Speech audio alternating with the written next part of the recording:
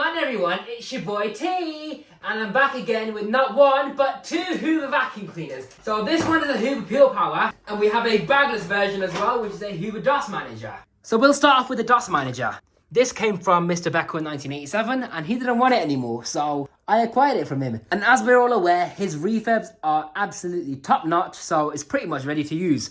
So it's a Hoover Dust Manager with a bagless design. I'll show you that in a moment. There's 4 carpet height settings thanks to this slider, and apparently it's got a grooming brush with decent edge cleaning. Now, Sam did change the brush bar on this to a nice activator, although I'm not sure what it would have had prior to this. So these bristles, they're not the stiffest. I'd say they're more on the soft side, to be honest. These green bristles are for edge cleaning, and they don't rotate, they're just fixated there. And yeah, you have got suction where these green bristles are, so that's the attempt at edge cleaning. And because a lot of suction leaks out the edges for edge cleaning, these Purepowers and Dust Managers never really stuck to the floor that well. I mean, they do because of their powerful motors, but not as well as a Dyson could have at the time. Now, it's just an ordinary brush bar, but it has these plastic bumps, and these are there to help beat the carpet and vibrate any grit out. But because it has these plastic sole plate struts, the carpet can't exactly be lifted all the way up to the beater pads and be agitated properly. Now let's see how long the bristles are. Maybe about 1 millimeter. So that's the cleaner head design. It features a single belt where it's just connected to the main motor. You've got your hose attachment on the side. It just pulls out like so. It's a very nice long hose, but you can't actually remove it without removing the cable all in one go like a Dyson. So you unclip that, unhook the hose, unclip the bracket. I'll show you what that's for in a minute. There we are. And then you've got your hose attachment. Let's see how long it is. So if you want to vacuum the stairs, I've got 13 stairs. Let's see how far it reaches. The machine reaches up to 13 stairs. Now it's got a nice hose cuff, no bulky handle on it or anything like that. It features a nice dusting brush. Bristles, not exactly soft, but not too stiff either. This clips on the top right there. And your stair tool, it looks like a nice stair tool, but believe me, it's not nice to use. Because look at how long these bristles are. You're not going to make an optimal contact with the surface you're trying to clean because these bristles are way too long. And for some reason, these bristles are softer than the dusting brush bristles. These feel quite plasticky, listen. Whereas these ones, on the stair tool, you can barely hear it. Why are the dusting brush bristles stiffer than the stair tool bristles? Make it make sense, Hoover. Now, because the hose comes out on a higher end area of the vacuum, the machine will have a tendency to fall over when you tug on the hose, as you can see. So this is why Hoover incorporated this little bracket on the hose. So if you hook this bracket onto this little lip right here, you can then use a vacuum with the hose and it just follows you around like a Dyson. And when you're done using the pipe, you just clip it back on here, hook it above the carry handle, put the hose cuff back into the cleaner head, and clip the hose in. And now you have your wonderful upright Hoover again. Now, I like the bag door. I think it makes the vacuum look more elegant than it actually is to use. But you just push down on this clip, the bag door opens up. They couldn't use a cyclone because they tried that before and they got sued for it. Introducing a box. This is no ordinary box. No, it works like a dust bag in a way. But how does it do that? It's plastic. Let me show you. So if you open this up, right, when the dirt enters the bin through this lid, it just drops down into this perma bag. Now this box seems to be made out of fiberglass, I'm assuming. It's very, very porous, so any suction and airflow has to make its way through the plastic membrane and out through this hole, down the hose and to the head. And apparently these weren't very good because they clogged, so we're gonna have to find out what this really is like to use in a performance test, aren't we? And you're meant to wash it as well every 24 hours. Imagine that though. Wow. Every month and then leave it to dry for 24 hours. And here's the bag housing, all nice and clean. You can convert these to use a dust bag, by the way, if you get a bag dock that's held in with 4 screws. And this is a pre-motor filter. Bag door on, and there we are.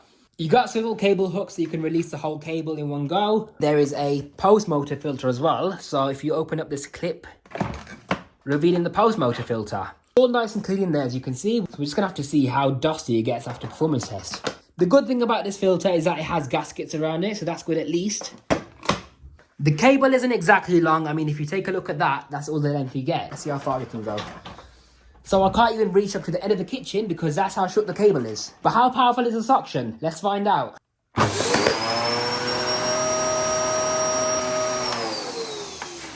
So really good suction. It's got about 104 inches of water lift. I really like the gaudy colour scheme on this. Very 2000s. I wish vacuums were like this. And just things in general, really. Gave things so much character. Oh, by the way, this is funny, isn't it? It says extra lightweight. This thing today would be considered heavy and heavy duty and industrial. Well, not really, that's just pushing it, but very, very heavy. Oh yeah, these were notorious for having their release pedals snap. So basically, the machine wouldn't stand upright anymore. Let's see what it does with the gravel then. No agitation.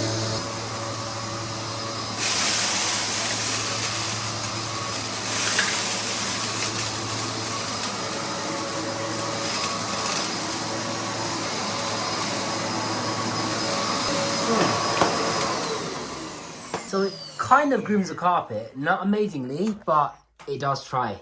Right, now this Purepower has 1800 watts of raw motor power. It's basically the same as a Dust Manager, except it's not, because it has a bag in it, as you can see. I've got a Henry bag in it at the moment. I've had to break the seal a bit because it was a really tight fit, and it's consequently leaked dust as a result of that, unfortunately. But this is the bag dock I'm on about. If you got a Dust Manager and you want to use it with a dust bag, it needs a bag dock. It's also meant to be purple as well. I'm not sure what colour it is. It's either blue or purple. To me, it looks like, I don't know. One day it looks blue, next day it looks purple. I wanted it because it was purple, and that's the reason I got it.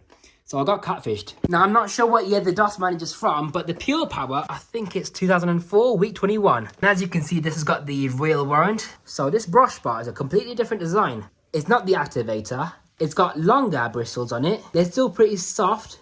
They don't stick out the base much more than the activator at all. We'll see how it does compared to the activator anyways. Now, it's got all the same attachments, everything. One thing that hasn't been shown on the Dust Manager is this. Now, you got an extension wand and a built-in crevice tool. And what I like about these is you can put it on either side you want. So if you want it on the right side of the vacuum, you can do that. Or you can put it on the other side as well. By the way, you know this circle thing on the panel, right? This was originally a bag full indicator. So a red light will illuminate to let you know that the bag was full or if there was a blockage. Hoover got rid of that because they wanted to cheapen out. Anyways, let's see how much suction this thing has compared to the Dust Manager.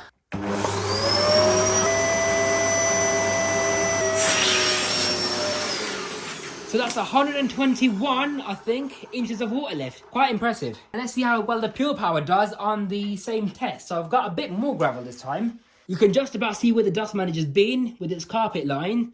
But for some reason, the Purepower actually grooms better. Watch this.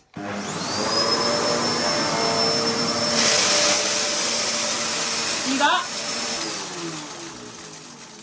Look at the difference. When I first got this, I was like, oh my days, why has it got this rubbish looking brush bar for? Why can't it just have an activator? But you don't judge a book by its cover. This brush bar has exceeded my expectations and it works so much better. I actually prefer it now to the activator.